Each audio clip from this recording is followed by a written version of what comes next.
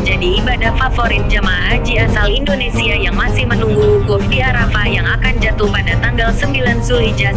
Untuk mengawali ibadah umrah ini, para jamaah harus mengambil miqat dengan keluar terlebih dari kota suci Makkah. Masjid Tanim atau juga dikenal sebagai Masjid Aisyah menjadi lokasi favorit bagi jamaah untuk bermiqat atau mengambil tempat untuk berganti pakaian ihram dan kemudian berniat melakukan umrah sunnah. Lokasi ini merupakan batas tanah haram terdekat. Tanim berjarak sekitar 7 km di utara Masjidil Haram. Dengan demikian, hanya diperlukan waktu sekitar 15 menit dengan menggunakan mobil dari lokasi Hotel Jamaah Haji Indonesia menuju Tanim. Dibandingkan dengan lokasi miqat yang lain seperti Jiranah dan Hudaybiyah, Tanim menjadi yang paling dekat. Dalam hadits disebutkan ketika menjalankan haji wada, yang dilakukan oleh Rasulullah saat itu, istri Nabi Muhammad, Aisyah dalam kondisi menstruasi. Ia diperbolehkan menjalani seluruh rangkaian ibadah, kecuali tawaf. Setelah bersih dari haid, Nabi Muhammad meminta Abdurrahman, saudara Aisyah mengantarkannya ke desa Tanim guna mengambil miqat di daerah tersebut. Peristiwa yang berlangsung pada tahun 9 Hijriah ini menjadi dasar Tanim sebagai tempat miqat. Inilah yang menjadi alasan mengapa masjid di situ disebut sebagai Masjid Aisyah. Lokasi Tanim merupakan perlintasan lalu lintas dari Makkah ke Madinah dengan jalur yang ramai.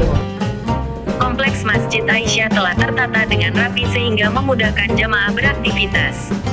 Terdapat lokasi parkir yang luas, toilet untuk mandi dan berganti baju ihram, hingga masjid yang nyaman untuk salat.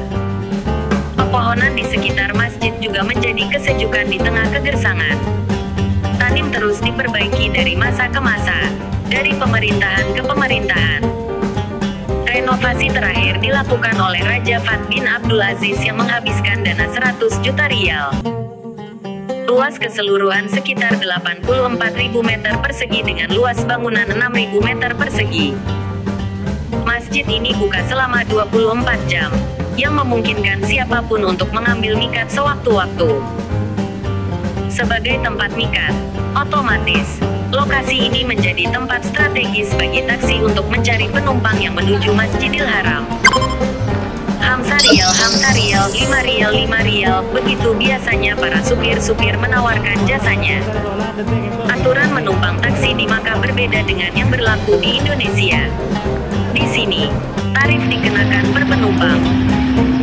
Dalam satu kali perjalanan menuju Masjidil Haram, sopir taksi dapat membawa 3 atau 4 penumpang, yang masing-masing tidak kenal, dan semuanya membayar sendiri. Di Makkah, naik taksi juga masih didasarkan pada sistem tawar-menawar, tidak berdasarkan argo. Sejumlah pedagang asongan juga menggelar dagangan seperti sabun mandi, ikat pinggang, sandal, dan kebutuhan harian jamaah.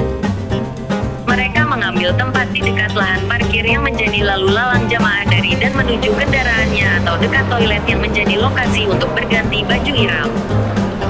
Umumnya jamaah tidak berlama-lama di sini karena lokasinya hanya sebagai tempat mengambil miqat. Setelah selesai mandi, berganti baju ihram, dan salat sunnah, mereka langsung menuju Masjidil Haram untuk umrah. Ruangan dalam masjid cukup luas dengan permadani tebal berwarna merah yang sangat halus sehingga nyaman untuk sujud. Hembusan penyejuk udara dengan suhu yang pas membuat jamaah dapat menjalankan salat dengan khusyuk.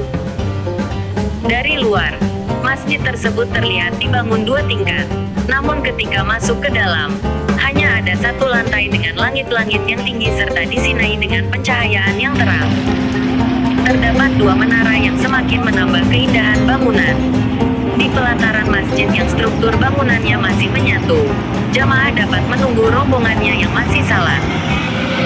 Lantai marmer berwarna putih yang selalu dibersihkan dan atap yang terbuat dari struktur bangunan yang kokoh menjadi tempat berlindung dari teriknya panas matahari.